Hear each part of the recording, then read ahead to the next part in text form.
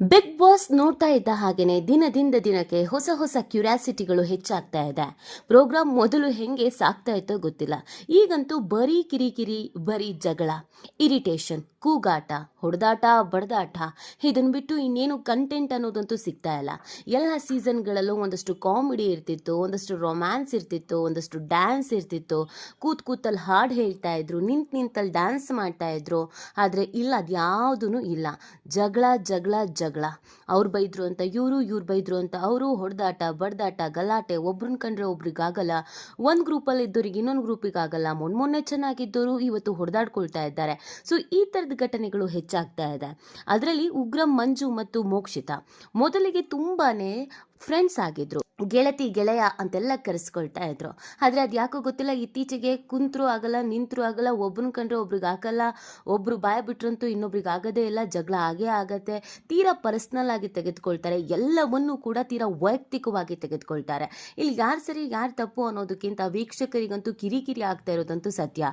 ಯಾರು ಪರವಾಗಿ ಯಾರು ನಿಂತ್ಕೊಳ್ತಾರೋ, ಯಾರು ವಿರುದ್ಧವಾಗಿ ಯಾರು ಮಾತನಾಡ್ತಾರೋ. ಆದರೆ ಮನೆ ಮಂದಿ ಎಲ್ಲ ಒಟ್ಟಿಗೆ ಕೂತು ಈ ಒಂದು ಬಿಗ್ ಬಾಸ್ ರಿಯಾಲಿಟಿ ಶೋ ನೋಡೋದಕ್ಕೆ ತೀರಾ ಕಷ್ಟ ಆಗ್ತಾ ಇದೆ ಅಂತ ಜನರೇ ಹೇಳ್ತಾ ಇದ್ದಾರೆ.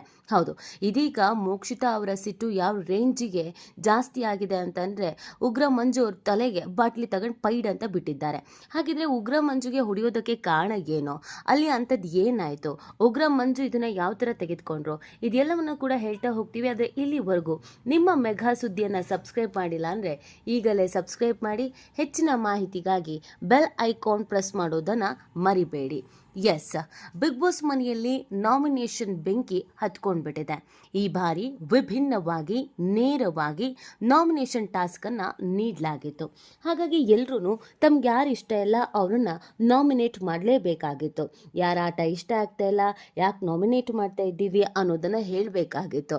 ಅದೇ ರೀತಿಯಾಗಿ ಒಬ್ರೊಬ್ರೇನೆ ಬಂದು ಯಾರು ಇಷ್ಟ ಆಗ್ತಿಲ್ಲ, ಯಾಕೆ ಇಷ್ಟ ಆಗ್ತಿಲ್ಲ, ಯಾವ ಆಟ ಯಾರಿಗೆ ಇರಿಟೇಟ್ ಆಗ್ತಿದೆ ಅನ್ನೋದನ್ನು ಹೇಳಿ ನಾಮಿನೇಟ್ ಮಾಡ್ತಾ ಇದ್ರು. ಈ ಸಂದರ್ಭದಲ್ಲಿ ಮೋಕ್ಷಿತಾ ಉಗ್ರ ಮಂಜು ಅವರ ಹೆಸರನ್ನ ತೆಗೆದುಕೊಳ್ತಾರೆ. ಹಾಗಾಗಿದ್ದೆ ನೋಡಿ ಈ ಬಾಟ್ಲಿ ಹೊಡೆಯೋ ಕೆಲಸ.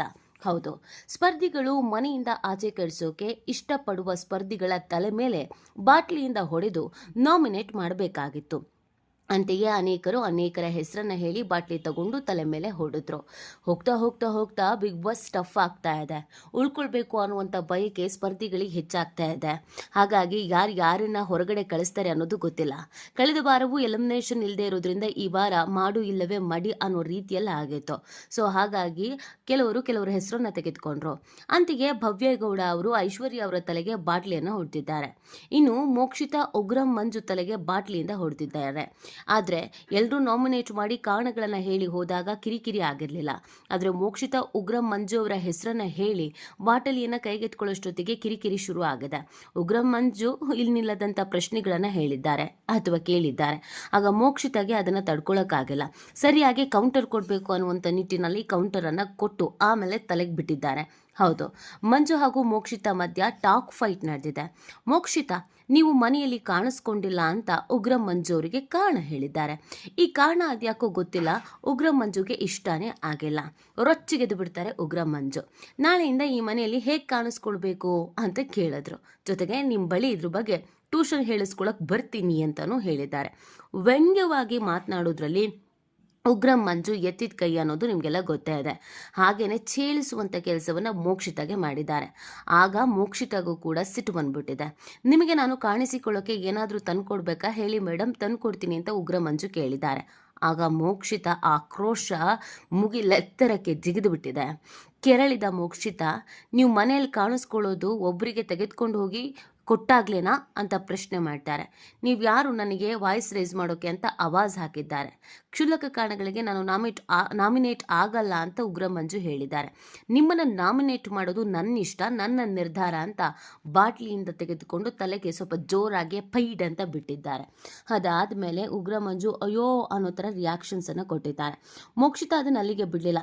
ಸರಿ ಇದ್ದೀರಾ, ಆರಾಮಾಗಿದ್ದೀರಾ ಅಂತ ವ್ಯಂಗ್ಯವಾಗಿ ಕೇಳಿದ್ದಾರೆ.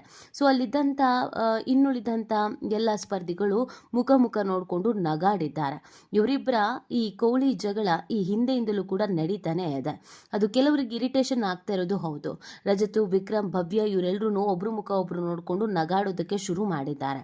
ಮೋಕ್ಷಿತಾ ಮತ್ತು ಉಗ್ರ ಮಂಜು ಇಬ್ರು ತೀರಾ ಪರ್ಸ್ನಲ್ ಆಗಿ ತೆಗೆದುಕೊಂಡಿರೋದು ಇಲ್ಲಿ ಕಾಣಿಸ್ತಾ ಇದೆ. ಮೊದಲಿಗೆ ಇವರಿಬ್ಬರೇ ತುಂಬಾನೇ ಕ್ಲೋಸ್ ಆಗಿದ್ರು, ಇವ್ರದ್ದು ಅಂತ ಒಂದು ಗ್ರೂಪನ್ನು ಮಾಡ್ಕೊಂಡಿದ್ರು.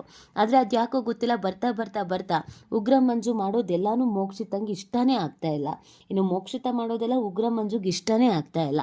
ಸೊ ಆ ಕಾರಣಕ್ಕಾಗಿ ಬಾಟ್ಲಿಯಿಂದ ಜೋರಾಗಿ ಹೊಡೆದಿದ್ದಾರೆ ಅಂತ ಕೆಲವರು ಹೇಳ್ತಾ ಇದ್ದಾರೆ, ಇನ್ನು ಕೆಲವರು ಸರಿಯಾಗಿ ಮಾಡಿದ್ದಾರೆ ಅಂತ ಹೇಳ್ತಾ ಇದ್ದಾರೆ. ಸೊ ಬಿಗ್ ಬಾಸ್ ಫೈನಲ್ ಹಂತಕ್ಕೆ ಬರ್ತಾ ಇದ್ದ ಹಾಗೇನೆ ಈ ಜಗಳ ಅನ್ನೋದು ಅಥವಾ ಪ್ರತಿಷ್ಠೆ ಅನ್ನೋದು ಅಥವಾ ಅವ್ರು ಹೋಗಬೇಕು ಇವ್ರು ಹೋಗಬೇಕು ಅನ್ನೋದು ತೀರಾ ಹೆಚ್ಚಾಗ್ತಾ ಇದೆ. ಈಗಲೇ ಹೀಗಾಗಿರ್ಬೇಕಾದ್ರೆ ಮುಂದಿನ ದಿನಗಳಲ್ಲಿ ಇದು ಎಲ್ಲಿಗೆ ಹೋಗಿ ನಿಲ್ಲುತ್ತೆ, ಕೊನೆಯದಾಗಿ ಯಾರು ಉಳ್ಕೊಳ್ತಾರೆ, ಸೊ ಉಳ್ಕೊಳ್ಳೋವರೆಗೂ ಅದು ಎಷ್ಟು ಕಷ್ಟವನ್ನು ಅನುಭವಿಸ್ಬೇಕಾಗತ್ತೆ ಅನ್ನೋದು ಈಗಿರುವಂಥ ಪ್ರಶ್ನೆ ಆಗಿದೆ. ಇನ್ನು ಈ ವಾರ ಯಾರ ಮನೆಯಿಂದ ಹೊರಗಡೆ ಹೋಗ್ತಾರೆ, ಈ ವಾರ ಯಾರಿಗೆ ಕೊನೆಯ ಬಿಗ್ ಬಾಸ್ ಆಗಿರುತ್ತೆ ಅನ್ನೋದನ್ನು ಕಾದು ನೋಡಬೇಕಾಗಿದೆ. ಅಂದ ಹಾಗೆ ನಿಮ್ಗೆ ಏನು ಅನಿಸುತ್ತೆ, ಮೋಕ್ಷಿತಾ ಮತ್ತು ಉಗ್ರ ಮಂಜು ಅವರ ಈ ಫೈಟು ಅಥವಾ ಯಾರು ಬಿಗ್ ಬಾಸ್ ಮನೆಯಲ್ಲಿ ಉಳಿತಾರೆ, ಯಾರ ಮನೆಯಿಂದ ಹೊರಗಡೆ ಹೋಗ್ತಾರೆ, ನಿಮ್ಮ ಅನಿಸಿಕೆ ಮತ್ತು ಅಭಿಪ್ರಾಯ ಏನಿದೆ ಅನ್ನೋದನ್ನು ನೀವು ಕೂಡ ಕಮೆಂಟ್ ಮಾಡಿ ತಿಳಿಸಬಹುದು.